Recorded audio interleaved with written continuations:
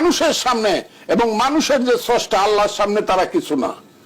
জামাত ইসলাম যদি মনে করে ইসলাম এসে তারা ইসলামের শক্তি না। বাংলাদেশে ইসলামের শক্তি, রিয়েল শক্তি, যাদের মাজার গুলো তারা ভেঙে ফেলতেছে, তারা হলো রিয়েল ইসলামিক শক্তি, যারা আহলে সুন্নাতুল জামাত। জামাতে ইসলামের লোকজন কালকে আমি দেখলাম, বললাম এই মৌলানা সাহেবরা বলতেছে কি শাহজালালের মাজার ভেঙে ফেলবো। আমি চ্যালেঞ্জ করলাম, বাপের বেটা সিলেট পর্যন্ত যাও, দেখি সুরমা নদী পর্যন্ত শাহজালালের মাজার ভাঙতে পারো কিনা। যারা মনে করতেছে যে এটা বাংলাদেশ না, জামাতে ইসলাম কোন ইসলাম না। ইসলাম হলো এই দেশে আসছে সুফিবাদের মাইশ হলো অনেক কথা, আমি সেই কথাগুলো বলতে চাই না। সুফিবাদের মাধ্যমে প্রথম ইসলাম, এই বাংলা ইসলাম আসছে, প্রথম আসছে আজমির শরীফ খাজা বাবা মঈনুদ্দিন চিশতি রহমতুল্লাহ আলাইহির নেতৃত্বে ১বিংশ শতাব্দীতে। আসছে দিল্লিতে খাজা নিজামুদ্দিন আউলিয়া, বখতিয়ার খাকি। আসছে বাংলায় শাহ সুলতান হযরত শাহজালাল ইয়ামিনী রহমতুল্লাহ আলাইহি। আসছে চট্টগ্রামে বাইজিদ বুস্তামি, কুমিল্লায় কল্লা শহীদ গেসুদরাজ শাহ নাসিরউদ্দিন, এইভাবে এইখানে ঘুমিয়ে আছে সেলিম চিশতি ঢাকায়। বিভিন্ন সময় বিভিন্ন মত পথের কথা বলি, কিন্তু আমরা ভেতর থেকে কতটা অনুধাবন করতে পারি বা ধারণ করতে পারি? ধারণ করতে পারি। আপনাকে খুব ক্লিয়ারলি বলি, এই দেশের মানুষ সুফিবাদী বিশ্বাসী মানুষের সংখ্যা বেশি, যারা ইসলাম পছন্দ করে। কাজেই শুধু ইসলাম নাম দিয়ে তারা ইসলামের ভোট পায়ে ফেলবে। আমরা তো ইসলামের বাইরে না। আমি যখন ভাত খাই, বিসমিল্লাহ বলে ভাত খাই, আমার স্ত্রী ঘুম থেকে উঠতে প্রথম যে কাজটা করে, উনি উজু করে প্রথম নামা, আমার স্ত্রী সূর্য উঠার আগে, আমি আল্লাহর নাম ছাড়া কোনোদিন বাসা থেকে বাইরে সেটার মনে হয় না। আমিও ইসলাম, আমিও এই দেশের মুসলমান।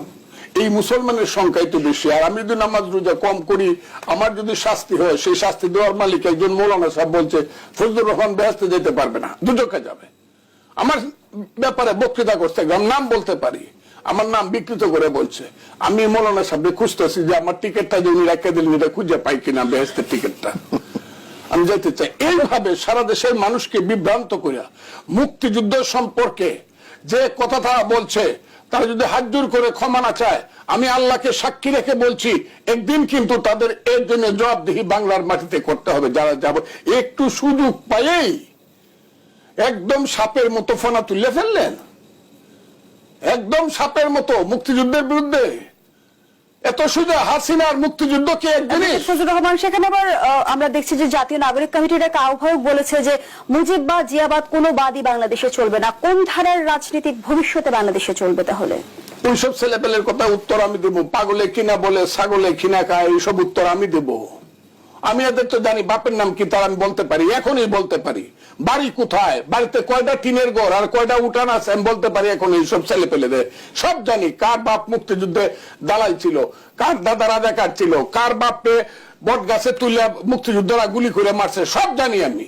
বলতে চাই না এইসব তিক্ত কথা। তারা যেহেতু বলতেছে, বের করতেছে ৭১-কে, এই কারণে আমি মনে করি না, আমি ভুলে গেছিলাম।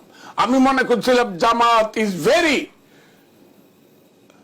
sophisticated party is going to be, জামাতের মধ্যে সেই সেন্স আসছে। কিন্তু প্রথম দিকে এরপরে দেখলাম না, থলের বিলাল বেরোচ্ছে।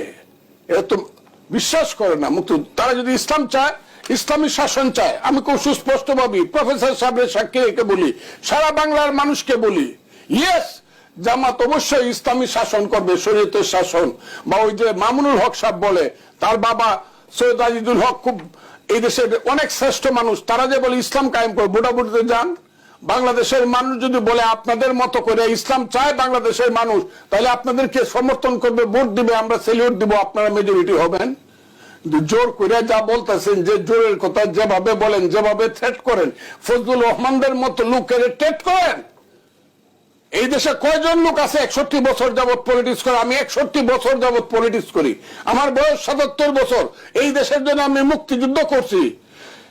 দুধের মধ্যে ময়লা আছে, ফজলুর রহমানের রাজনৈতিক জীবনে কোনো ময়লা নাই। আপনি একজন বর্ষিয়ান